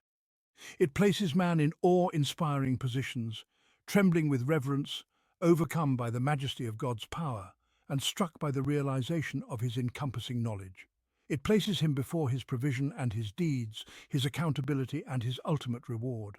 Amid the throngs of human interaction and the chaos of worldly affairs, it then brings him to the moment of separation and divine judgment, where each soul stands alone, distinct and laid bare. Each of these declarations, say, carries with it a decisive argument, a manifest proof, delivered with the might and authority of divine revelation. Say, "Call upon those whom you claim to be partners with God. They do not possess even the weight of an atom in the heavens or on the earth, nor do they have any share in either, nor is he supported by any of them." Here lies the ultimate challenge set forth in the realm of the heavens and the earth. Say, "Call upon those whom you claim to be partners with God. Call upon them, summon them, let them come forth, let them appear, and let them state, or you yourselves declare, what it is that they possess in the heavens or on the earth, whether great or small. They do not possess even the weight of an atom in the heavens or on the earth. Nor can they claim ownership of anything therein, for true ownership belongs to the one who exercises authority and control over what he owns." So, what do these alleged partners of God possess? Over what do they exercise the authority of ownership in this vast expanse of creation?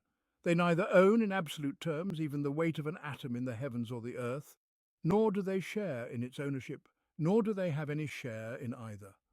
Moreover, God glorified and exalted is in no need of their assistance in anything, nor is he supported by any of them. And it appears that this verse refers to a particular kind of so-called partners, namely the angels, whom the Arabs used to refer to as the daughters of God, and whom they falsely claimed to intercede on their behalf with God. Perhaps these are the very ones they spoke of when they said, "We worship them only so that they may bring us closer to God." Thus, the verse denies their intercession in the following words, portraying a scene that causes the hearts to tremble in awe before the presence of the Almighty. Intercession will not avail before him except for those to whom he grants permission.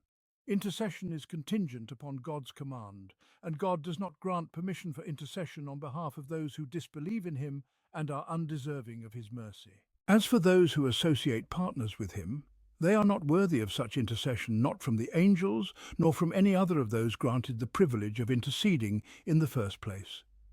Then the verse paints an overwhelming, awe-inspiring scene. Until when terror is lifted from their hearts, they will say, "What has your sustainer said?" They will say, "The truth, and he is the Most High, the Most Great." It is a scene from the day of judgment, a day of great tribulation. All will stand, waiting, both those who intercede and those for whom intercession is sought, until the Majestic One, in his sublime glory, grants permission for intercession to those who are deemed worthy. The waiting grows long, the anticipation unbearable. Faces are humbled, voices fall silent, hearts tremble in awe as they await the command of the Sustainer of glory and honour. Then comes the sublime and majestic word, and the awe consumes both those who intercede and those for whom intercession is sought. Their understanding is overwhelmed by the majesty of the moment, until when terror is lifted from their hearts, When the terror that overcame them is lifted, and they awaken from the stupor of awe that had engulfed them, they will say, "What has your sustainer said?" They will ask one another, for perhaps among them are those who have managed to collect themselves enough to comprehend. They will say the truth. It is likely that it is the angels nearest to God who respond with these concise and all-encompassing words. They will say the truth. Your sustainer has spoken the truth, the ultimate truth, the eternal truth, the truth that belongs solely to him. For all that he speaks is truth, and he is the Most High, the Most Great. This description perfectly fits the moment, for in that scene his loftiness and greatness become immediate and tangible to all. This succinct response conveys the overwhelming majesty of the occasion, in which only one word is uttered, the truth. This, then, is the fearful and awe-inspiring scene of intercession. And this, too, is the state of the angels as they stand before their sustainer. Can anyone, after witnessing this scene, dare to claim that they are partners with God, or intercessors for those who associate others with him? This is the first movement of this solemn and trembling tableau. The second movement follows, addressing the sustenance they enjoy and their heedlessness regarding its source, which signifies the oneness of the Creator and Sustainer, the one who provides and withholds, and who has no partner in his dominion. Say, who provides for you from the heavens and the earth? Say, God. And indeed, either we or you are upon guidance or in manifest error. Sustenance is a matter they experience tangibly in their daily lives, sustenance from the heavens in the form of rain, warmth, light and radiance, which they already knew of, and behind it lie countless other forms and kinds which are revealed progressively over time. And sustenance from the earth, in the form of plants, animals, springs, oils, minerals, treasures, and more, some of which the ancients knew, while much else has been unveiled over the passing ages. Say, who provides for you from the heavens and the earth? Say, God. They cannot deny this, nor can they claim that anyone but he provides. Say, God. Then leave their affairs and yours to God, for one of you is surely upon guidance and the other is surely astray. It is not possible for both you and them to be on the same path, whether of guidance or of error. And indeed, either we or you are upon guidance or in manifest error. This is the height of fairness, moderation, and courtesy in debate, as the messenger of God, peace and blessings be upon him, addresses the disbelievers. One of us must be rightly guided, and the other must be astray. But he leaves it to reflection and contemplation to determine who is guided and who is astray. This invites calm deliberation, free from arrogance or the desire to argue for argument's sake. For the prophet is but a guide and teacher, seeking their salvation and guidance, not their humiliation or defeat. Debating in this refined and suggestive manner is more likely to touch the hearts of those who are arrogant, defiant, and prideful in their status and position, and more effective in prompting quiet reflection and deep conviction. It is a model of the etiquette of discourse that every caller to God should contemplate. Next comes the third movement, where every soul is made to stand face to face with its deeds and their consequences, again in fairness and balance. Say, you will not be asked about what we committed, and we will not be asked about what you do. Perhaps this was in response to the accusations of the disbelievers, who accused the prophet and his followers of being in error and wrongdoing. They even referred to them as the Sabians, those who had abandoned the religion of their forefathers. This is a pattern among the people of falsehood. They accuse the people of truth of being astray, shamelessly and without hesitation. Say, you will not be asked about what we committed, and we will not be asked about what you do. Every soul has its deeds, its consequences, and its ultimate reckoning. Let each one reflect on their position and consider whether it leads to success or ruin. This gentle touch awakens them to reflection and contemplation, the first step towards recognizing the truth and being convinced by it. Then comes the fourth movement. Say, our Sustainer will gather us together, then he will judge between us in truth, and he is the all-knowing judge. At first, God will gather the people of truth and falsehood together. so that truth may confront falsehood directly, and the people of truth may proclaim their message and carry out their mission. At this stage, matters are intertwined, and truth and falsehood clash. Doubts may obscure proofs, and falsehood may overshadow truth, but all of this is temporary. Then God will separate the two groups with truth, judging between them with his decisive, final, and just verdict, and he is the all-knowing judge. God knows when to issue his judgment, and none can hasten it. He gathers, he separates, and he alone decides. Finally, the last movement echoes the opening challenge. Say, show me those whom you have joined as partners with him. No, rather, he alone is God, the Almighty, the Wise. The question carries with it astonishment and derision. Show me those whom you have joined as partners with him. Who are they? What are they? What are their qualities and worth? By what right have you ascribed to them such a claim? Then comes the emphatic denial. No, they're not partners, nor does God, exalted be he, have any partners. Rather, he alone is God, the Almighty, the Wise. With these words, this brief but profound passage ends a series of powerful resonant movements that traverse the vast expanse of the universe, the awe of intercession, the struggle between truth and falsehood, and the depths of human hearts and souls. We have sent you forth only as a bearer of glad tidings, and as a warner unto all mankind. But most people do not know this, and they say, when will this promise be fulfilled if you are truthful? Say, you have an appointed time, a day, which you can neither delay by an hour nor hasten by an hour. 34:28, 30. And those who disbelieve say, we shall never believe in this Qur'an, nor in whatever came before it. But could you only see when the wrongdoers are made to stand before their sustainer, throwing accusations back and forth at one another? Those who had been oppressed will say to those who had gloried in their arrogance, had it not been for you, we would surely have been believers. 34:31. The arrogant ones will say to those who had been oppressed, did we turn you away from guidance after it had come to you? Nay, you yourselves were evildoers. 34:32. And those who had been oppressed will say to those who had gloried in their arrogance, nay, it was your scheming by night and by day when you commanded us to deny God and to set up equals with him. And they will hide their remorse when they see the torment, and we shall put shackles around the necks of those who disbelieved. Are they to be requited for anything but what they used to do? 34:33. And never have we sent a warner to a society without its wealthy ones saying, truly we deny what you have been sent with. 34:34. And they say, we are greater in wealth and children, and we shall not be punished. 34:35. Say, indeed my sustainer grants abundant sustenance to whomever he wills or straightens it, but most people do not know. 34:36. And neither your wealth nor your children will bring you nearer to us in any way, but only those who believe and do righteous deeds for them. There will be a multiplied reward for what they have done, and they will dwell securely in lofty chambers. 34:37. But as for those who strive against our messages, seeking to frustrate them, these will be summoned to torment. 34:38.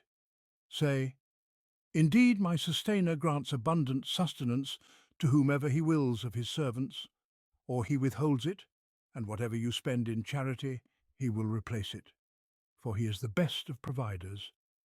34:39. And consider the day when he will gather them all together, and he will say to the angels, was it you that these people worshipped? 34:40. They will say, limitless are you in your glory. You are our protector, not they. Nay, they worship the jinn. Most of them believed in them. 34:41. And so, on that day, none of you will have the power to benefit or harm one another. And we shall say to the evildoers, taste the torment of the fire which you used to deny. 34:42. This passage turns to the attitudes of those who disbelieve in the message brought by the prophet, peace be upon him, as well as the behaviour of the affluent in every society to which a divine message has been sent. These are the ones deluded by their wealth and children, who see in the fleeting pleasures of this world proof of their own worth and divine favour. They imagine that these blessings will shield them from punishment in both this world and the next. Thus, the Quran presents before them vivid scenes from the hereafter, as though they are unfolding before their very eyes, so they may see whether their wealth or status will avail them in any way. These scenes also clarify that neither the angels nor the jinn whom they worshipped in this world will have any power to help them in the hereafter. Amid the arguments and accusations exchanged on that fateful day, the Quran reveals the true measures of value in God's sight, stripping away the false values to which they cling in this life. It declares that the granting or withholding of sustenance by God is no indication of divine favour or wrath, nor is it evidence of nearness to or distance from Him. Rather, these are trials by which human beings are tested. We have sent you forth only as a bearer of glad tidings and as a warner unto all mankind, but most people do not know this. This declaration follows from the previous section, which emphasizes individual responsibility.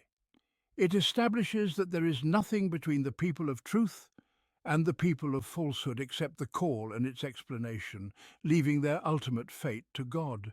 Here the Quran clarifies the role of the Prophet, peace be upon him, and the ignorance of those who fail to understand it. They mockingly demand that he hasten the punishment he warns them of, failing to grasp the nature of divine judgment. Say, you have an appointed time a day, which you can neither delay by an hour nor hasten by an hour. This is a clear affirmation that everything has its appointed time, decreed by God, and no one can alter it. Neither can it be delayed to suit the desires of some, nor hasten to fulfill the wishes of others. Nothing in the divine order is random or arbitrary. Everything is created with precision, connected to what came before and what will follow. God's wisdom governs all events, appointments and durations, though His servants grasp only as much as He chooses to reveal. And those who disbelieve say, "We shall never believe in this Quran, nor in whatever came before it." But could you only see when the wrongdoers are made to stand before their sustainer, throwing accusations back and forth at one another? This scene from the hereafter portrays the futility of their denials. The disbelievers' rejection of the Quran and earlier revelations leads them to a moment of reckoning where their arrogance crumbles, and they begin accusing one another. The Quran captures their exchange. Those who had been oppressed will say to those who had gloried in their arrogance, "Had it not been for you, we would surely have been believers." Here, the oppressed blame the arrogant, suggesting that their disbelief stemmed from the influence and manipulation of those who held power over them. But the arrogant respond, "Did we turn you away from guidance after it had come to you? Nay, you yourselves were evildoers." The tables turn as the arrogant deny responsibility, accusing the oppressed of having chosen falsehood of their own accord. The oppressed counter once more, "Nay, it was your scheming by night and by day when you commanded us to deny God and to set up equals with Him."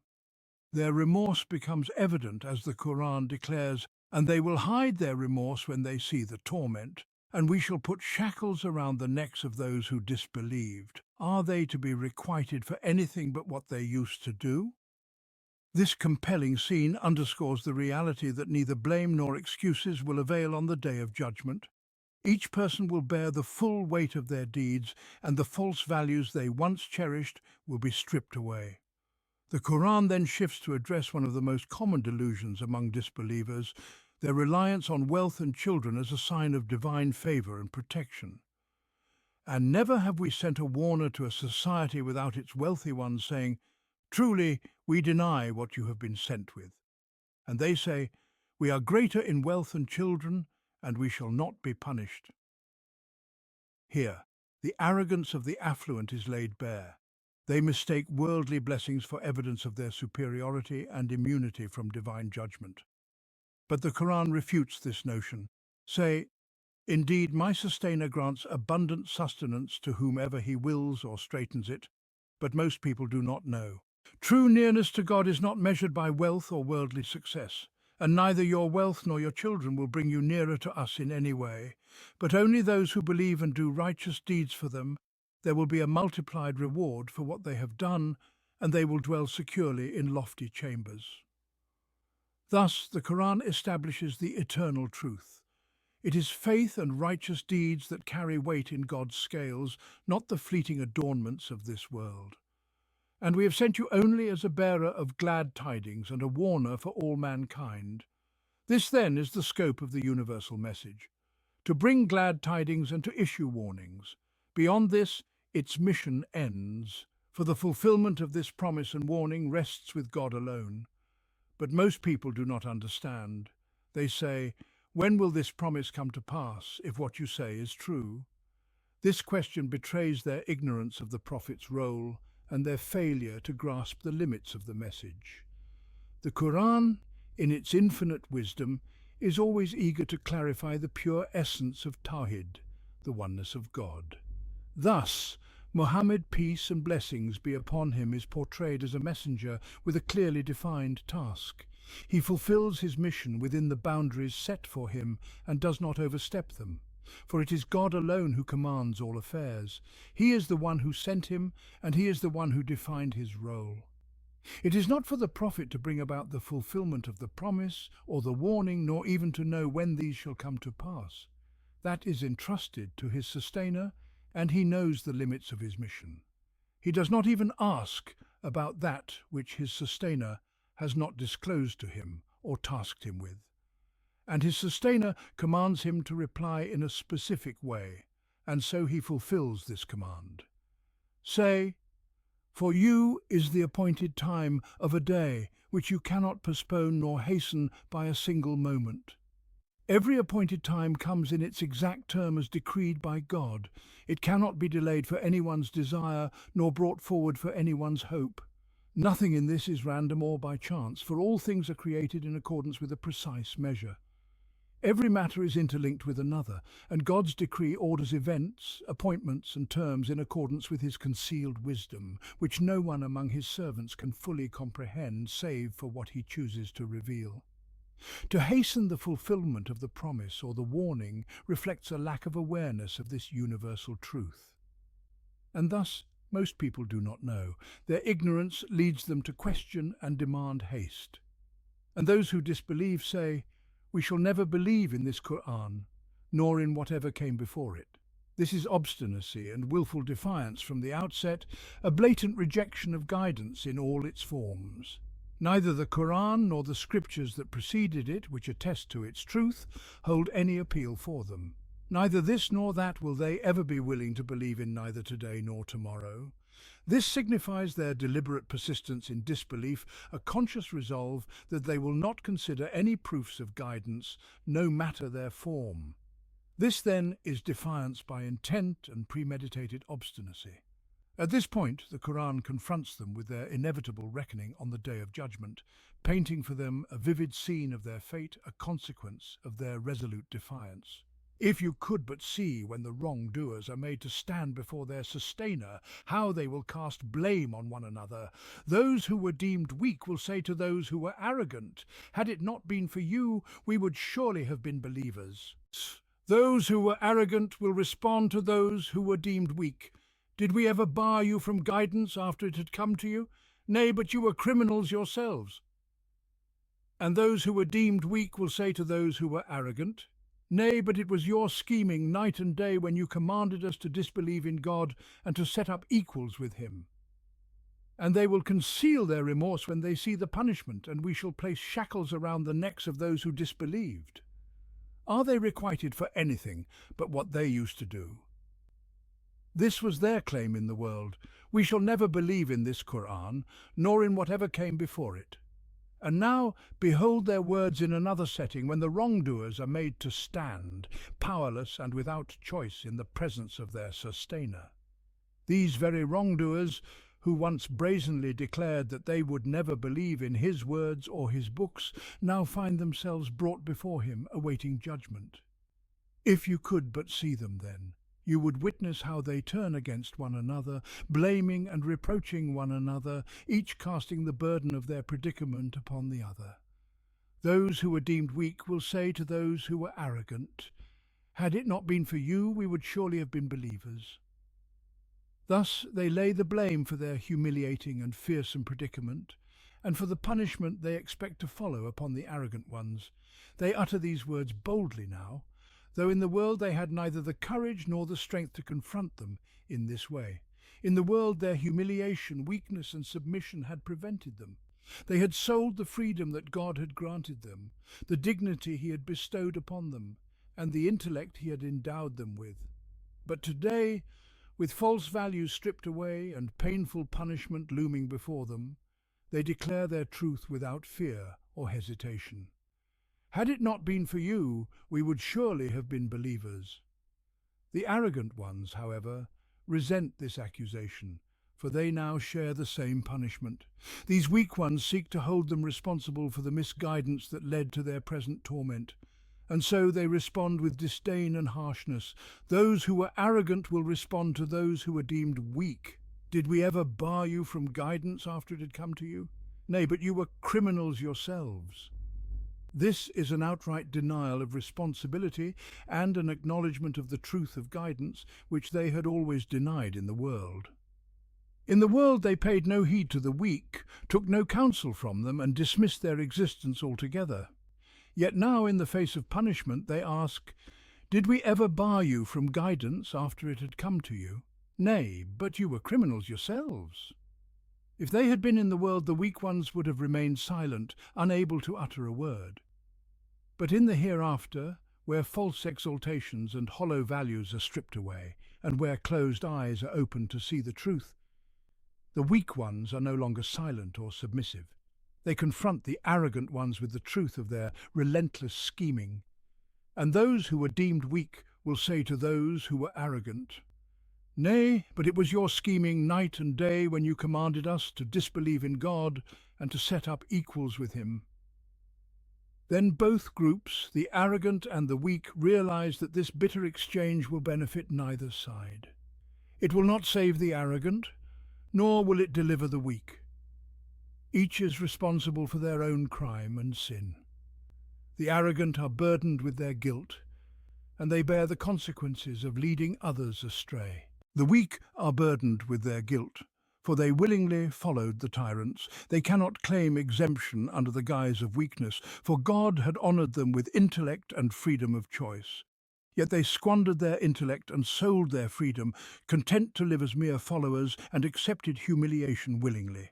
Thus they all deserve punishment, and they are all consumed by anguish and regret as they behold the punishment prepared for them, and they will conceal their remorse when they see the punishment. This is the anguish that stifles words in the chest, silencing the tongue and freezing the lips. Then the humiliating, severe punishment takes hold of them, and we shall place shackles around the necks of those who disbelieved. At this point, the narrative turns from addressing them directly to addressing the onlookers. Are they requited for anything but what they used to do? And so the curtain falls upon the arrogant and the weak among the wrongdoers. Each is a wrongdoer in their own way, the arrogant through their tyranny, oppression and misguidance, and the weak through their surrender of human dignity, intellect and freedom, and their submission to tyranny. Both are equal in punishment, for they are only recompensed for what they themselves used to do.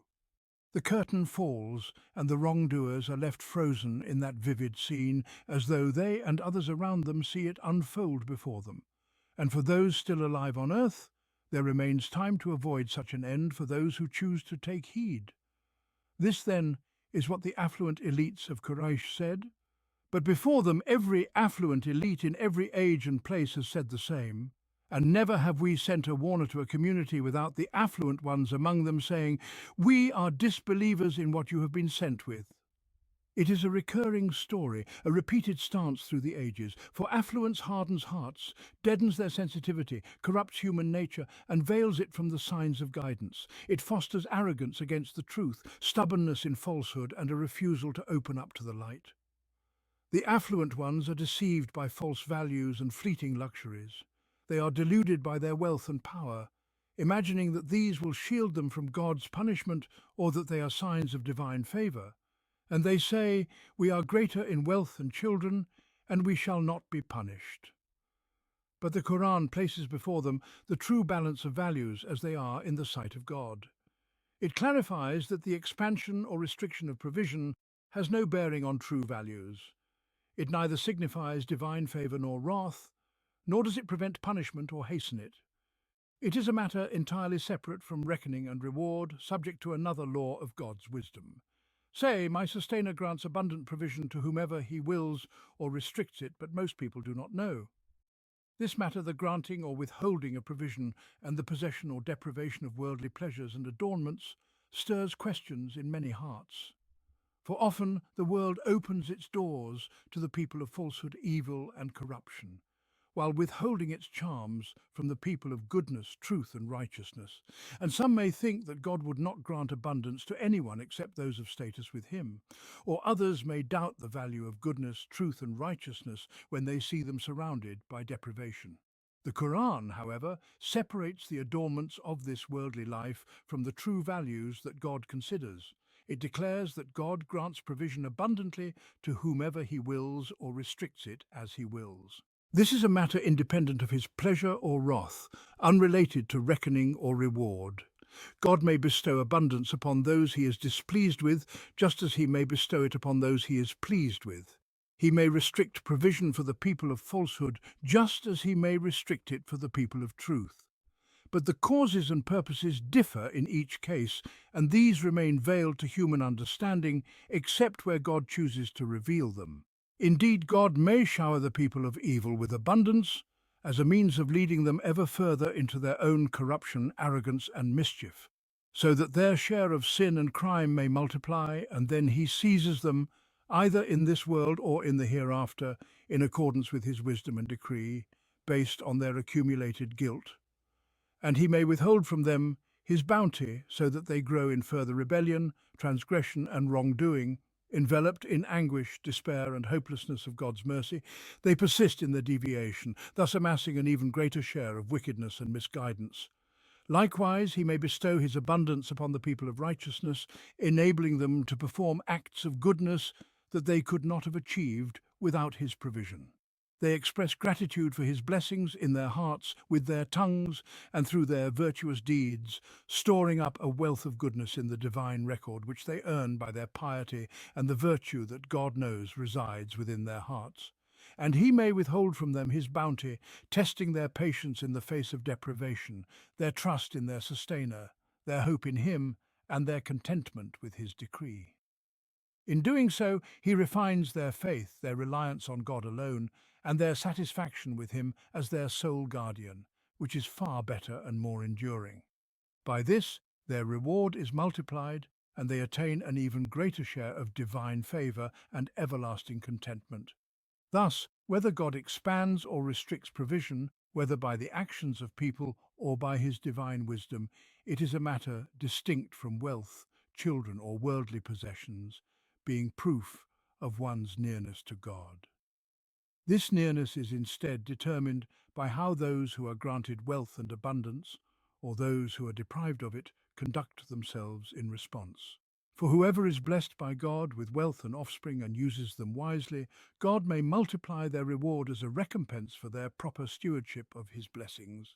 It is not wealth or children in and of themselves that bring one closer to God. Rather, it is how one deals with these blessings that determines the degree of reward. And neither your wealth nor your children are what brings you nearer to us, but only those who believe and do righteous deeds. For such, their reward will be multiplied for what they have done, and they shall dwell secure in lofty chambers of paradise. But as for those who strive against our revelations, seeking to thwart them, they shall be brought to punishment. The Quran repeats the principle that the expansion or restriction of sustenance is a matter of God's will, dictated by his wisdom, and that what is spent in God's cause is the only lasting treasure of benefit. This truth is firmly planted within the hearts through the divine assertion, "Say, verily, my sustainer grants abundant sustenance to whomever he wills of his servants, or limits it for whomever he wills. And whatever you spend in his cause, he alone will replace it, for he is the best of providers." The discourse then closes this passage with an awe-inspiring depiction of the day of resurrection, when they are gathered together before God. There they are confronted with the angels whom they had falsely worshipped instead of God, and they are made to taste the torment of the fire, which they had hastened in their mockery, saying, "When will this promise come to pass?" as was mentioned earlier in this section. And think of the day when he will gather them all together and will say to the angels, "Was it you that these people worshipped?" They will answer, "Limitless are you in your glory, you alone are our protector, not they. Nay, they worshipped not us, but the jinn. Most of them believed in them." And so, on that day, no power will any of you have to benefit or harm one another. And we shall say to those who did wrong, "Taste now the torment of the fire which you were wont to deny." Here are the angels whom they falsely worshipped instead of God, or whom they took as intercessors with him. These angels are brought before them, proclaiming God's transcendence, distancing themselves from such claims, and disavowing those who had worshipped them. It is as though this worship had no basis at all, like it was a falsehood that never truly existed. Instead, it becomes clear that they were devoted to the devils, whether through direct worship, obedience to them, or following their guidance in associating partners with God. When they worshipped angels, they were in reality worshipping the devils. Indeed, among the Arabs, it was known that some people worshipped or sought aid from the jinn. Thus, the Qur'an declares, "Nay, they worshipped not us but the jinn. Most of them believed in them." This ties the story of Solomon and the jinn with the themes and messages addressed in this surah in the unique style of Quranic storytelling. As the scene unfolds, the narrative shifts from recounting and describing events to direct confrontation and rebuke. "And so on that day, no power will any of you have to benefit or harm one another. Neither the angels will have power to benefit those who worship them, nor will the disbelievers be able to help or protect one another. And the fire which the wrongdoers had once mocked, saying, 'When will this promise come to pass if you are truthful?' There it stands before them, a certainty beyond all doubt. And we shall say to those who did wrong, 'Taste now the torment of the fire which you were wont to deny.'" Thus this section concludes, centering on the reality of resurrection, judgment and recompense, like the other sections of this surah. And whenever our clear revelations are recited to them, they say, "This is but a man who wants to turn you away from what your forefathers used to worship." And they say, "This Qur'an is nothing but a lie that he has fabricated." And those who disbelieve say of the truth when it has come to them, "This is nothing but clear sorcery." Yet we did not give them any scriptures to study, nor did we send to them any warner before you. And those who came before them, who had not even attained a tenth of what we had granted these Meccans, also rejected my messengers, and how terrible was my rejection of them. The disbelievers confronted the clear truth recited to them by the Prophet, peace and blessings be upon him, with vague, inherited traditions and baseless assertions stemming from their ancestral practices. They could feel the weight of the Quranic truth, its simple and upright clarity, and its profound challenge to the confused mix of beliefs and customs they had inherited. Thus they dismissed the Prophet with the claim, "This is but a man who wants to turn you away from what your forefathers used to worship." But this alone was insufficient, for merely opposing their forefathers' ways was not a convincing argument, so they accused him further, questioning his sincerity and divine connection, and they say, "This Qur'an is nothing but a lie that he has fabricated." The word IFK denotes the most egregious kind of falsehood, and their claim was meant to cast doubt on the very origin of the Qur'an. They further added, "This is nothing but clear sorcery." Unable to deny its profound impact on hearts, they attributed its power to sorcery, hoping to explain away its compelling nature. Thus, their accusations came in a series, one after another, aimed at creating barriers between the Quranic truth and their hearts. These were baseless claims fabricated to mislead the masses. The leaders and elites who uttered such slanders knew in their hearts that the Qur'an was an extraordinary revelation beyond human capacity and above all earthly eloquence. This has been mentioned before in Fi Zilal al-Qur'an, where it is narrated how some of these leaders conspired to discredit the Prophet and the Qur'an. devising schemes to turn the people away from its irresistible guidance. This is how the Quran portrays their rejection, layered in baseless claims, driven by arrogance and steeped in fear of the truth's transformative power. The Quran has revealed their true state, declaring that they are unlettered, having never been granted a scripture by which they could measure other books, discern revelation, and pass judgment on what has come to them today, whether it is a book, a revelation, or something from God.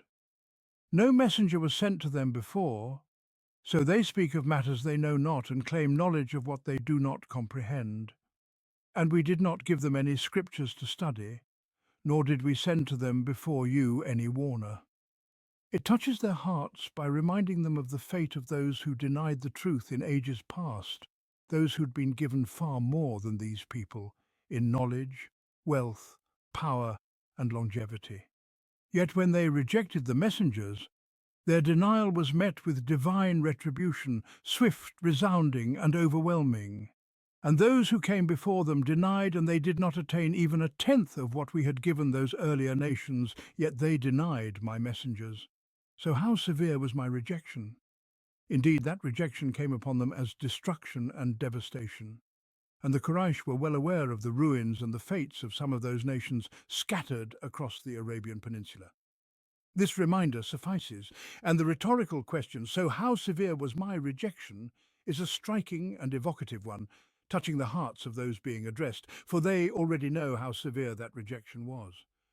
Here they are called to a pure and sincere methodology of seeking truth to distinguish falsehood from truth, and to confront the reality they face without distortion or self-deception. Say, I counsel you to do just one thing. Stand up for God in pairs or singly, and then reflect. Your companion is not possessed. He is only a warner to you before the coming of a severe punishment. It is a call to rise for God free of whims, free of selfish interests, detached from the entanglements of worldly concerns and distractions. It is a call to rise above the fleeting influences of earthly motivations, the prevailing trends of the environment, and the pressures of communal norms and popular opinion. It is an invitation to deal with the plain and simple reality, without being swept away by popular slogans or vague generalities that obscure the heart and mind from confronting the truth in its purity and clarity. It is a call to the calm, unclouded logic of innate human nature, untainted by noise, confusion, or ambiguity, to a clear vision, unburdened by the fog of disorder and misperception. At the same time, it presents a methodology for seeking truth, a simple approach rooted in detachment from biases, preconceived notions, and external influences, while being grounded in mindfulness of God and His awe-inspiring presence. I counsel you to one thing. This singular counsel, if followed, establishes the correct method and straightens the path. To stand for God, neither for ulterior motives nor for personal whims, neither for worldly gains nor for any self-serving outcome. It is a call for purity of intention and sincerity, followed by deep reflection and contemplation, untainted by any influence external to the immediate reality being faced by those who rise for God in sincerity and detachment. That you rise for God in pairs or singly. In pairs, so that one may review and deliberate with the other, exchanging ideas and weighing them without being carried away by the fleeting emotions of the masses, who often follow momentary impulses rather than carefully considering evidence with calm deliberation. Or singly, engaging in a face-to-face conversation with one's own self, conducting a quiet and deep examination. And then reflect. Your companion is not possessed. For what have you known of him except reason, deliberation, and composure? And has he ever spoken a word that would lead you to suspect his intellect or judgment? Indeed, his speech is firm, measured, and clear. He's only a warner to you before the coming of a severe punishment. This verse conveys an image of the punishment as something imminent, poised to strike, while the warner stands just ahead of it, striving to save whoever chooses to listen. It is like a voice calling out to warn of a fire consuming a house, urging everyone to flee its flames before it is too late. This portrayal is not only truthful, but also vivid, stirring, and evocative. The prophet himself captured this imagery in a profound and moving parable. Imam Ahmad recorded that Abu Naim narrated from Bishr ibn al-Muhajir, who narrated from Abdullah ibn Buraira, who narrated from his father. May God be pleased with him.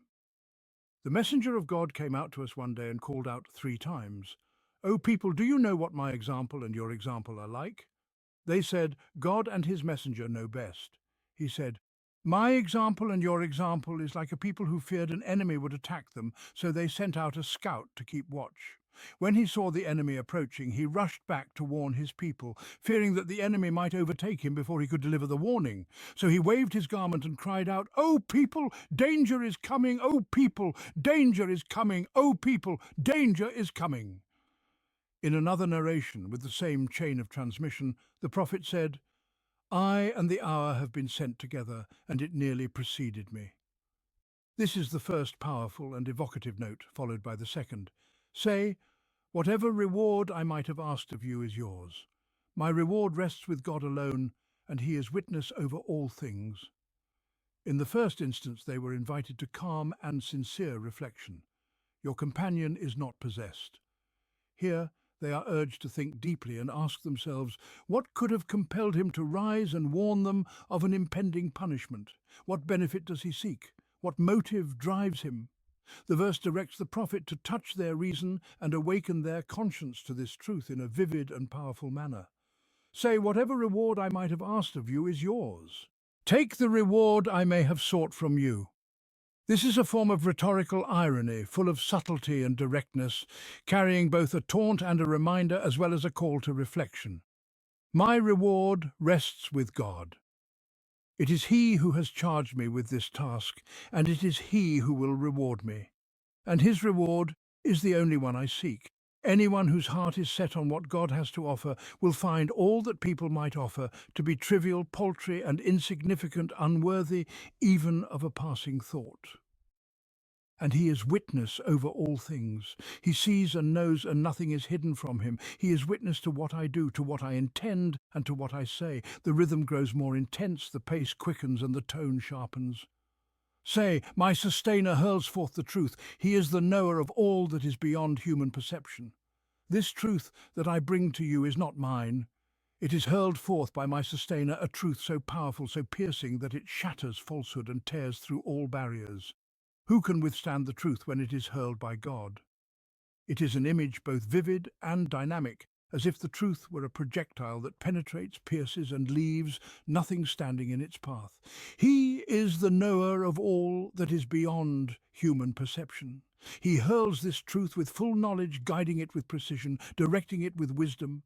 Nothing escapes him. No purpose is hidden from him. No obstacle stands in his way.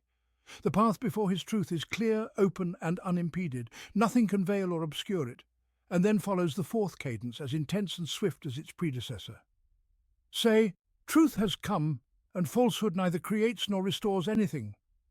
This truth has manifested itself in one of its myriad forms in the message, in the Qur'an, and in its straight path. Say, truth has come. Proclaim this announcement. Declare this momentous event. Make known this great news. Truth has come. It has come with its might. It has come with its irresistible force. It has come with its supremacy and dominion. And falsehood neither creates nor restores anything. Falsehood is now finished. Its fate is sealed. It has no life left, no room to exist, for its end has been decreed, and its destiny has been determined. It is bound for annihilation. It is a tremulous cadence, shaking the hearts of those who hear it, a cadence that leaves no doubt that the final judgment has been pronounced and no further word need be uttered. And so it is. From the moment the Quran was revealed, the path of truth has been firmly established and made clear. Falsehood, from that moment on, has been reduced to mere quibbling and futile contention before the unmistakable, decisive, and absolute truth. Whatever material dominance falsehood may achieve in certain situations and circumstances, it is never a victory over truth itself. It is merely a transient triumph over those who bear the truth, a triumph over people, not principles. And such victories are temporary, they vanish with time, but truth remains clear, evident, and unshaken. Then comes the final cadence. Say, if I stray only to my own loss, and if I am guided, it is by what my sustainer reveals to me. Truly, he is all-hearing, ever near. Thus, it is none of your concern if I go astray, it is my loss alone. But if I am rightly guided, it is solely because of the revelation from my sustainer. I possess no power over it, save by his permission. I walk under his will, carried by his grace. Truly, he is all-hearing, ever near. This is how they perceived God. This is how they felt his attributes within their very souls. They felt his nearness as something vibrant with real living presence. They sensed that God was listening to them, near to them, intimately concerned with their affairs. Their complaints and whispered prayers reached him directly, without intercession. He did not neglect them, nor did he entrust their concerns to any other. Thus they lived in the comfort of his companionship, in the shade of his care, in the proximity of his affection, in the embrace of his protection. They felt all this within themselves alive, vivid and tangible, not as an abstract idea, not as a mere concept or metaphorical representation, but as a profoundly real and immediate reality. Truly, he is all-hearing, ever near. And finally, the surah concludes with a scene from the day of resurrection, a scene brimming with violent motion, oscillating between this world and the hereafter, as though it were a single realm, where humanity is tossed back and forth like a ball in the swift and tumultuous narrative. And if you could but see when they are seized with terror, and they shall have no escape, and are taken from a place near at hand, they will then say, "We believe in it." But how can they reach out for faith from so far away? For indeed they had disbelieved in it before, and would hurl guesses at the unseen from a far-off place, and a barrier shall be placed between them and all that they desire, as was done with their kind before them. Indeed, they were lost in grave doubt. And if you could but see, the scene is laid bare before the eyes, when they are seized with terror, stricken by the horror that has suddenly overwhelmed them. They attempt to flee, but there shall be no escape, there is no way out, and are taken from a place near at hand. They are captured where they stand, unable to flee far in their bewildered, desperate attempts, and they will then say, "We believe in it." Now, at last, they believe, but it is too late. But how can they reach out for faith from so far away? How can they now grasp the faith they had rejected? The time for faith was in the world they left behind, which they squandered. For indeed they had disbelieved in it before. Their opportunity is gone, their fate sealed, and would hurl guesses at the unseen from a far-off place. In their worldly lives they denied the unseen without evidence, hurling baseless conjectures from a distance. And now, in this moment, they attempt to grasp faith from a similarly distant place, but it is no longer within their reach, and a barrier shall be placed between them and all that they desire. A barrier separates them now from the faith they crave, from the deliverance they seek, from the salvation they yearn for.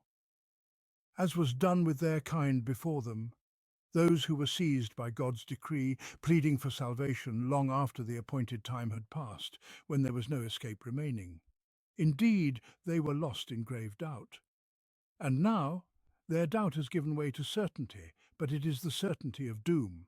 Thus, the surah ends with this swift, violent, and intense cadence. It concludes with a scene from the day of resurrection, affirming the central truth that echoes throughout the surah. Each passage, each cadence builds toward this climactic moment, reinforcing the message with unrelenting force. The surah began with this truth, and it ends with its final resounding note striking with unparalleled intensity.